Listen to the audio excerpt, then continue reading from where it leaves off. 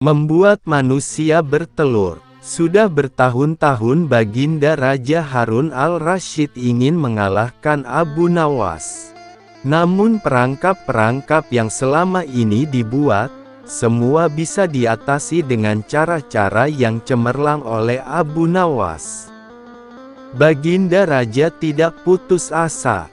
Masih ada puluhan jaring muslihat yang telah disiapkannya untuk menjerat dan menghukum Abu Nawas. Baginda Raja beserta para menterinya sering mengunjungi tempat pemandian air hangat yang hanya dikunjungi para pangeran, bangsawan dan orang-orang terkenal. Pada suatu sore yang cerah ketika Yang Mulia Raja sedang mandi di kolam, ia berkata kepada para menterinya, "Aku punya akal untuk menjebak Abu Nawas," kata Baginda Raja dengan wajah yang ceria. "Apakah itu wahai Paduka yang mulia?" tanya salah seorang menteri. "Kalian tak usah tahu dulu. Aku hanya ingin kalian datang lebih dini besok sore.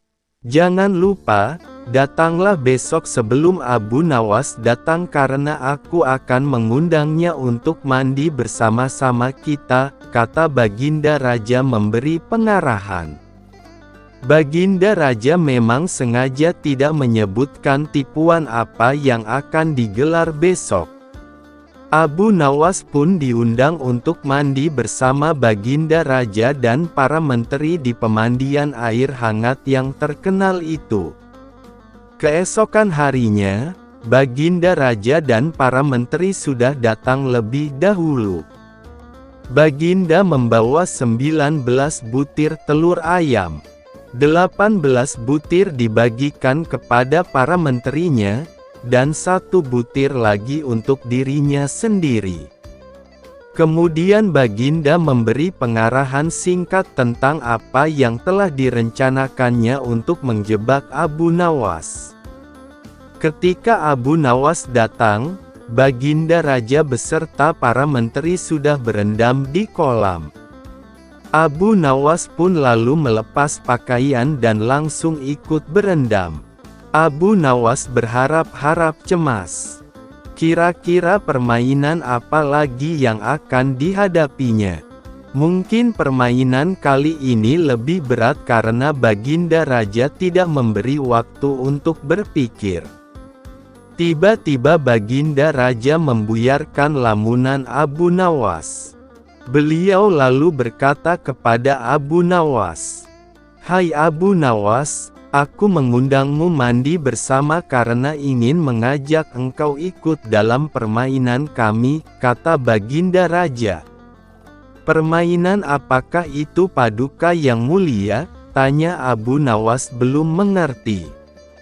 "Kita sekali-kali melakukan sesuatu yang secara alami hanya bisa dilakukan oleh binatang.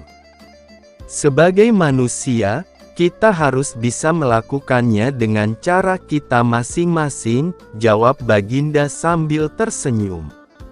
"Hamba belum mengerti Baginda yang mulia," kata Abu Nawas agak ketakutan. "Masing-masing dari kita harus bisa bertelur seperti ayam.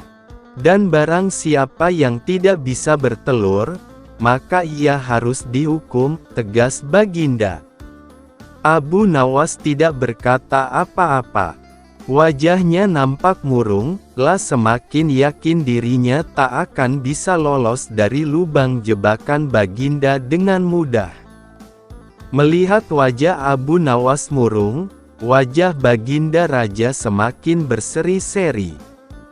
"Nah sekarang apalagi yang kita tunggu? Kita menyelam lalu naik ke atas sambil menunjukkan telur kita masing-masing," perintah Baginda Raja. Baginda Raja dan para menteri pun mulai menyelam, kemudian naik ke atas satu persatu dengan membawa sebutir telur ayam. Abu Nawas masih di dalam kolam, lah tentu saja tidak sempat mempersiapkan telur karena ia memang tidak tahu kalau ia diharuskan bertelur seperti ayam. Kini Abu Nawas tahu kalau Baginda Raja dan para menteri telah mempersiapkan telur masing-masing 1 butir. Karena belum ada seorang manusia pun yang bisa bertelur dan tidak akan pernah ada yang bisa. Karena dadanya mulai terasa sesak, Abu Nawas cepat-cepat muncul ke permukaan, dan kemudian naik ke atas. Baginda Raja langsung mendekati Abu Nawas. Abu Nawas nampak tenang, bahkan ia berlaku aneh. Tiba-tiba saja ia mengeluarkan suara seperti ayam jantan berkokok, keras sekali sehingga Baginda dan para menterinya merasa kaget dan heran. "Ampun tuanku yang mulia, hamba tidak bisa bertelur seperti Baginda dan para menteri," kata Abu Nawas sambil membungkuk hormat. "Kalau begitu engkau harus dihukum," kata Baginda Raja bangga. "Tunggu dulu wahai tuanku yang mulia," kata Abu Nawas memohon. "Apalagi wahai Abu Nawas?" tanya Baginda tidak sabar. "Paduka yang mulia, sebelumnya izinkan hamba membela diri. Sebenarnya kalau hamba mau bertelur, hamba tentu mampu. Tetapi hamba merasa menjadi ayam jantan maka hamba tidak bertelur. Hanya ayam betina saja yang bisa bertelur." "Kukuruyuk," kata Abu Nawas sambil membusungkan dada. Baginda Raja tidak bisa berkata apa-apa. Wajah Baginda dan para menteri yang semula ceria penuh kemenangan kini mendadak berubah menjadi merah padam karena malu. Sebab mereka dianggap ayam betina. Abu Nawas memang cerdik. Karena merasa malu, Baginda Raja Harun al-Rasyid dan para menteri pun segera berpakaian dan kembali ke istana tanpa mengucapkan sepatah kata pun. Memang Abu Nawas banyak akalnya dan telah diakui oleh para ilmuwan sebagai ahli mantik atau ilmu logika. Gampang saja baginya untuk membolak-balikkan dan mempermainkan kata-kata guna menjatuhkan mental lawan-lawannya. Sebuah tebakan jitu. Suatu hari, Baginda Raja Harun al-Rasyid terlihat murung. Semua menterinya tidak ada yang sanggup menemukan jawaban dari 2 pertanyaan Baginda. Bahkan para penasihat kerajaan pun merasa tidak mampu memberi penjelasan yang memuaskan Baginda. Padahal Baginda sendiri ingin mengetahui jawaban yang sebenarnya. Mungkin karena amat penasaran, para penasihat pun menyarankan agar Abu Nawas saja yang memecahkan 2 teka-teki yang membingungkan itu. Tidak begitu lama Abu Nawas pun dihadapkan. Baginda mengatakan bahwa akhir-akhir ini ia sulit tidur karena diganggu oleh keingintahuan menyingkap 2 rahasia alam. "Tuanku yang mulia, rahasia alam manakah yang tuanku maksud?" tanya Abu Nawas penasaran.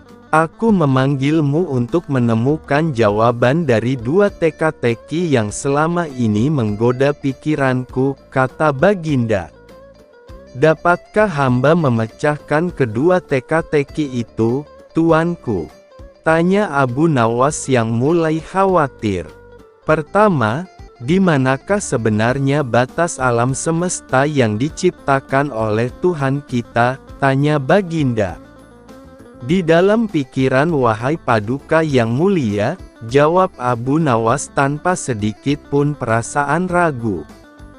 "Tuanku yang mulia, ketidakterbatasan itu muncul karena adanya keterbatasan, dan keterbatasan itu ditanamkan oleh Tuhan di dalam otak manusia. Maka dari itu manusia tidak akan pernah tahu di mana batas jagat raya ini.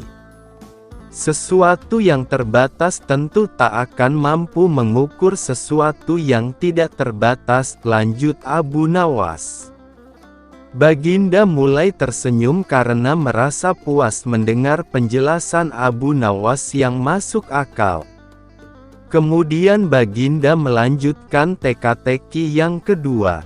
Wahai Abu Nawas, manakah yang lebih banyak jumlahnya? Bintang-bintang di langit ataukah ikan-ikan di laut? Tanya Baginda. Ikan-ikan di laut, jawab Abu Nawas dengan tangkas. Bagaimana kau bisa langsung memutuskan begitu? Apakah engkau pernah menghitung jumlah mereka? Tanya Baginda heran. Paduka yang mulia, bukankah kita semua tahu bahwa ikan-ikan itu setiap hari ditangkapi dalam jumlah besar? Namun walaupun begitu, jumlah mereka tetap banyak seolah-olah tidak pernah berkurang karena saking banyaknya. Sementara bintang-bintang itu tidak pernah rontok, jumlah mereka juga banyak, jawab Abu Nawas meyakinkan. Seketika itu rasa penasaran yang selama ini menghantui Baginda sirna tak berbekas. Baginda Raja Harun al-Rasyid pun memberi hadiah kepada Abu Nawas dan istrinya berupa uang yang cukup banyak. Mengambil mahkota dari surga. Tidak seperti biasa hari itu Baginda tiba-tiba ingin menyamar menjadi rakyat biasa. Beliau ingin menyaksikan kehidupan di luar istana tanpa sepengetahuan siapapun agar lebih leluasa bergerak.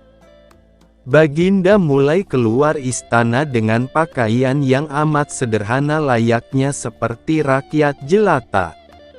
Di sebuah perkampungan beliau melihat beberapa orang berkumpul. Setelah Baginda mendekat, ternyata seorang ulama sedang menyampaikan kuliah tentang alam barzah. Tiba-tiba ada seorang yang datang dan bergabung di situ, bertanya kepada ulama itu. Kami menyaksikan orang kafir pada suatu waktu dan mengintip kuburnya, tetapi kami tiada mendengar mereka berteriak dan tidak pula melihat penyiksaan-penyiksaan yang katanya sedang dialaminya. Maka bagaimana cara membenarkan sesuatu yang tidak sesuai dengan yang dilihat mata? Tanya orang itu. Ulama itu berpikir sejenak kemudian ia berkata, untuk mengetahui yang demikian itu harus dengan panca indera yang lain. Ingatkan kamu dengan orang yang sedang tidur. Dia kadangkala bermimpi dalam tidurnya digigit ular, diganggu dan sebagainya, juga merasa sakit dan takut ketika itu, bahkan memekik dan keringat bercucuran pada keningnya, merasakan hal semacam itu seperti ketika tidak tidur. Sedangkan engkau yang duduk di dekatnya menyaksikan keadaannya seolah-olah tidak ada apa-apa, padahal apa yang dilihat serta dialaminya adalah dikelilingi ular-ular. Maka jika masalah mimpi yang remeh saja sudah tidak mampu mata lahir melihatnya, mungkinkah engkau bisa melihat apa yang terjadi di alam barzah? Jelas sang ularna. Baginda Raja terkesan dengan penjelasan ulama itu.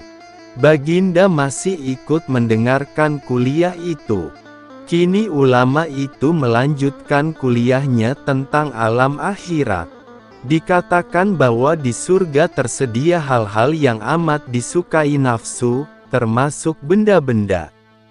Salah satu benda itu adalah mahkota yang amat luar biasa indahnya. Tak ada yang lebih indah dari barang-barang di surga karena barang-barang itu tercipta dari cahaya. Saking indahnya, sebuah mahkota di surga jauh lebih bagus daripada dunia beserta isinya. Baginda pun makin terkesan. Beliau lalu pulang kembali ke istana karena sudah tidak sabar ingin menguji kemampuan Abu Nawas. Baginda pun memerintahkan menterinya untuk memanggil Abu Nawas ke hadapannya. Aku ingin engkau pergi ke surga sekarang juga dan membawakanku mahkota surgawi yang konon katanya tercipta dari cahaya itu. Bersediakah engkau, Abu Nawas? Tanya Baginda Raja. Sanggup Paduka yang mulia, jawab Abu Nawas langsung menyanggupi tugas yang mustahil dilaksanakan itu. Tetapi Baginda harus menyanggupi pula satu syarat yang akan hamba ajukan, lanjut Abu Nawas dengan percaya diri. Sebutkan syarat itu, tegas Baginda Raja. Hamba mohon Baginda menyediakan pintunya agar hamba bisa memasukinya, kata Abu Nawas. Pintu apa? Tanya Baginda belum mengerti. Pintu alam akhirat, jawab Abu Nawas. Apa itu? Tanya Baginda ingin tahu. Hari kiamat, wahai Baginda Raja yang mulia.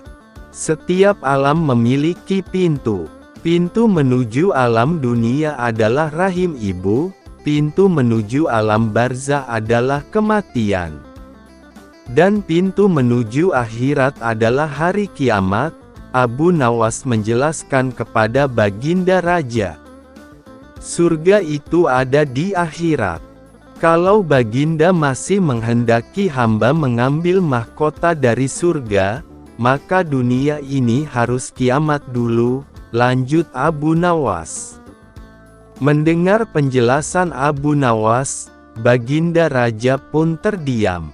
Di sela-sela kebingungannya, Abu Nawas bertanya lagi kepada Baginda Raja. Masihkah Baginda menginginkan mahkota dari surga? Tanya Abu Nawas. Baginda Raja tidak menjawab, beliau hanya diam 1000 bahasa. Sejenak kemudian Abu Nawas pun mohon diri karena ia sudah tahu jawabannya. Membangun istana di awan. Abu Nawas belum kembali. Kata istrinya ia bersama seorang pendeta dan seorang ahli yoga sedang melakukan pengembaraan suci. Padahal saat itu Baginda amat membutuhkan bantuan Abu Nawas. Beberapa hari terakhir ini Baginda merencanakan membangun istana di awang-awang, karena sebagian besar raja-raja negeri sahabat telah membangun bangunan-bangunan yang luar biasa. Baginda pun tidak ingin menunggu Abu Nawas lebih lama lagi. Beliau lalu mengutus beberapa orang kepercayaannya untuk mencari Abu Nawas. Namun mereka tidak berhasil menemukan Abu Nawas, karena Abu Nawas ternyata sudah berada di rumah ketika mereka baru berangkat. Abu Nawas lalu menghadap Baginda Raja Harun al-Rasyid. Baginda pun amat riang. Saking gembiranya, beliau mengajak Abu Nawas bergurau. Setelah saling tukar-menukar cerita lucu, Baginda pun mulai mengutarakan rencananya. Aku sangat ingin membangun istana di awang-awang agar aku lebih terkenal di antara raja-raja yang lain. Adakah kemungkinan keinginanku itu terwujud wahai Abu Nawas? Tanya Baginda Raja. Tidak ada yang tidak mungkin dilakukan di dunia ini Paduka yang mulia, jawab Abu Nawas berusaha mengikuti arah pembicaraan Baginda.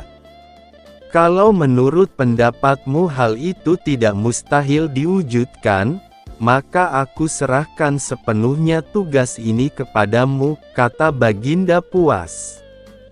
Abu Nawas terkejut, ia menyesal telah mengatakan kemungkinan membuat istana di langit. Namun nasi telah menjadi bubur, kata-kata yang telah didengar Baginda tidak dapat ditarik kembali. Baginda memberi waktu Abu Nawas beberapa minggu. Rasanya tak ada yang lebih berat bagi Abu Nawas kecuali tugas yang diembannya sekarang. Jangankan membangun istana di langit, membangun sebuah gubuk kecil pun sudah merupakan hal yang mustahil dikerjakan. Hanya Tuhan saja yang mampu melakukannya, gumam Abu Nawas. Hari-hari berlalu seperti biasa. Tak ada yang dikerjakan Abu Nawas kecuali memikirkan bagaimana membuat Baginda merasa yakin kalau yang dibangun itu benar-benar istana di langit. Seluruh ingatannya dikerahkan dan dihubung-hubungkan. Abu Nawas bahkan berusaha menjangkau masa kanak-kanaknya. Sampai ia ingat bahwa dulu ia pernah bermain layang-layang. Dan inilah yang membuat Abu Nawas girang. Abu Nawas tidak menyia-nyiakan waktu lagi, bersama beberapa kawannya merancang layang-layang raksasa berbentuk persegi 4. Setelah rampung, Abu Nawas lalu melukis pintu-pintu, jendela-jendela dan omamen-omamen lainnya. Ketika semuanya selesai, Abu Nawas dan kawan-kawan menerbangkan layang-layang raksasa itu dari suatu tempat yang dirahasiakan. Begitu layang-layang raksasa berbentuk istana itu mengapung di angkasa, penduduk negeri gempar, Baginda Raja pun girang bukan kepalang. Benarkah Abu Nawas berhasil membangun istana di langit? Dengan tidak sabar, beliau didampingi beberapa orang pengawal bergegas menemui Abu Nawas. Abu Nawas pun berkata dengan bangga, "Paduka yang mulia, istana pesanan Paduka telah rampung," kata Abu Nawas merendah. "Hebat sekali engkau, Abu Nawas," kata sang raja memuji Abu Nawas. "Terima kasih Baginda yang mulia," kata Abu Nawas. "Lalu bagaimana caranya aku ke sana?" tanya Baginda. "Dengan tambang Paduka yang mulia," jawab Abu Nawas dengan tenang. "Kalau begitu siapkan tambang itu sekarang. Aku ingin segera melihat istanaku dari dekat," kata Baginda tidak sabar. "Maafkan hamba Paduka yang mulia. Hamba kemarin lupa memasang tambang itu, sehingga seorang kawan hamba tertinggal di sana dan tidak bisa turun," kata Abu Nawas mulai berkelit. "Bagaimana denganmu, Abu Nawas? Dengan apa engkau turun ke bumi?" tanya Baginda. "Dengan menggunakan sayap Paduka yang mulia," jawab Abu Nawas dengan bangga. "Kalau begitu buatkan aku sayap supaya aku bisa terbang ke sana," kata Baginda. "Paduka yang mulia, sayap itu hanya bisa diciptakan dalam mimpi," kata Abu Nawas menjelaskan. "Engkau berani mengatakan aku gila sepertimu?" tanya Baginda sambil melotot. "Ya, Baginda, kurang lebih seperti itu," jawab Abu Nawas tangkas. "Apa maksudmu?" tanya Baginda lagi. Baginda sendiri tahu bahwa membangun istana di awang-awang adalah pekerjaan yang mustahil dilaksanakan. Tetapi Baginda tetap menyuruh hamba mengerjakannya. Sedangkan hamba juga tahu bahwa pekerjaan itu mustahil dikerjakan.